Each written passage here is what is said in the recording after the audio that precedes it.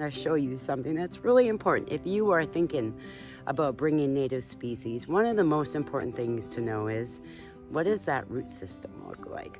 How does it grow? Do you want it to take over your garden? Do you have a great spot and extra space for it?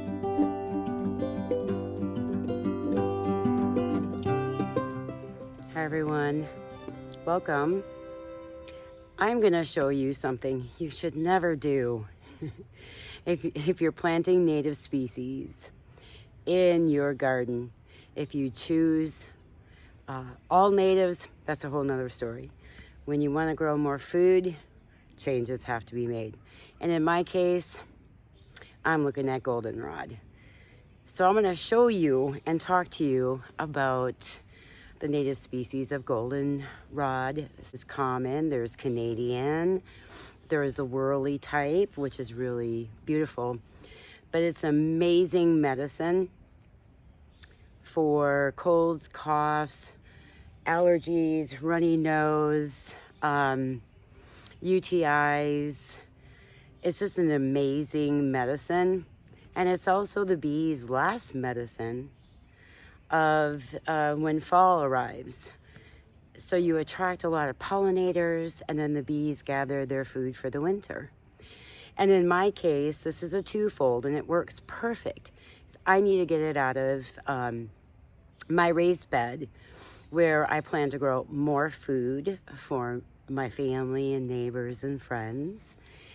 And I have a friend who is raising bees. I looked to see what kind of plants he had around in his yard. Some echinacea and a couple other things, but no goldenrod. And boy, would his honeybees be so happy to have goldenrod blooming all summer into the fall to gather the lovely pollen that they receive from it. So I am moving my goldenrod out of my garden, my raised bed, so I can grow more food and definitely gift my friends some of these plants. And they will continue to provide and grow and grow and grow. But I want to show you something that's really important. If you are thinking about bringing native species, one of the most important things to know is, what does that root system look like? How does it grow? Do you want it to take over your garden? Do you have a great spot and extra space for it? So if I haven't said it, welcome to Cindi's Sacred Garden. We are in March, and I am so excited to share this gardening season with you. Come on down and let me show you what's going on. So I haven't cleaned my leaf bed off yet. I will be here soon, as soon as it's consistent 50-degree days. I'm probably shaking the camera. I apologize. So that right here is goldenrod, and you can see they're all over in here. I started digging up, and I really wanted to showcase about goldenrod to show you how easy it's to grow. You can see right here is the root, and it's going to go all the way back there. I've already pulled this up out of the ground, and so the root, look, here's the plant. It's way back 40. So it's a long taper root, and all of these fine hairs attached to the ground, and they totally spread out everywhere. So as you can see, so it's all of this, all with the stems coming out. That's all goldenrod babies. So they're looking really healthy and really good. This has to come out because I'm putting food in. But what I wanted to showcase about goldenrod is that if you put it in your garden, you must know that this root right now is a good 3 feet long. And all of these other roots in the ground are growing from that same root. So by pulling back my leaf compost, this is some beautiful soil. Goldenrod doesn't need this kind of soil. It can just have plain old soil.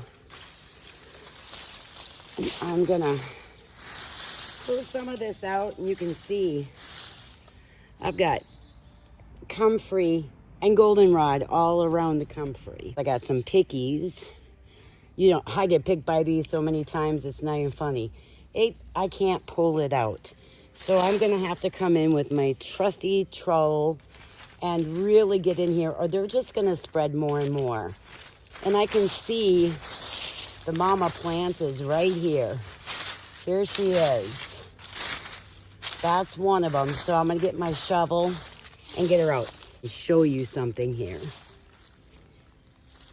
This is, for me, one of my most important medicines.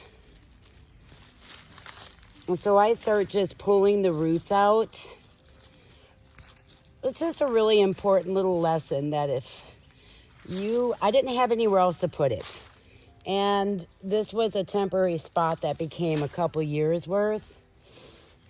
And now I'm gonna fight to get her out, but it's really important. I need my native medicines and we need our food as well.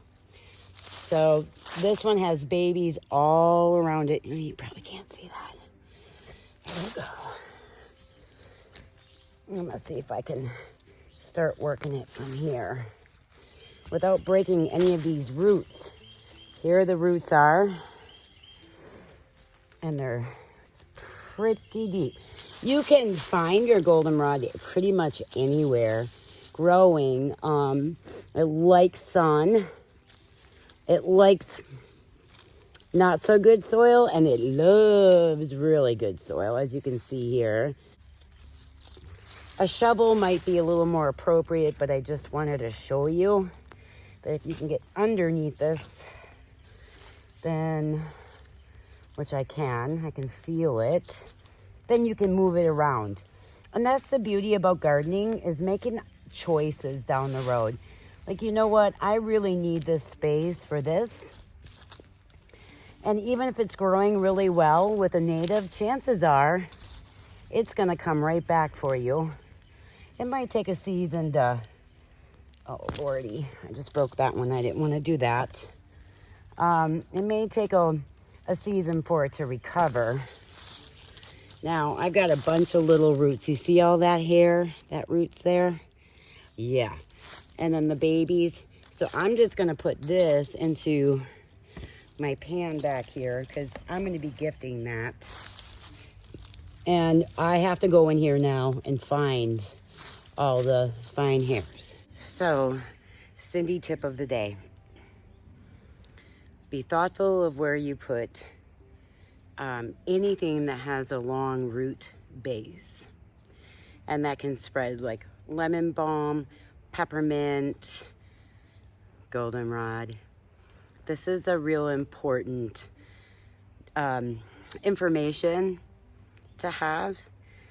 When I planted this goldenrod here, it was the first time I grew goldenrod. And I've grown so many different herbs, but I wanted it right at my fingertips. I wanted the pollinators.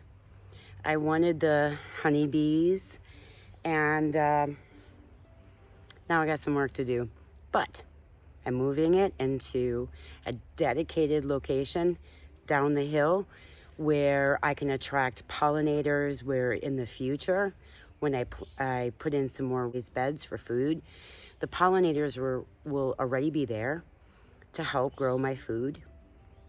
And so it's worth it. And my friend is gonna enjoy putting these in the ground, and this year providing that food source for his honeybees. Okay, just a short little tip on goldenrod, common goldenrod solidago. If you want it, go find yourself some. If you're a local here in this area in Black Mountain, comment below if you want some. This is primo stuff. I've been growing it in really good soil. It's healthy, and I like to share.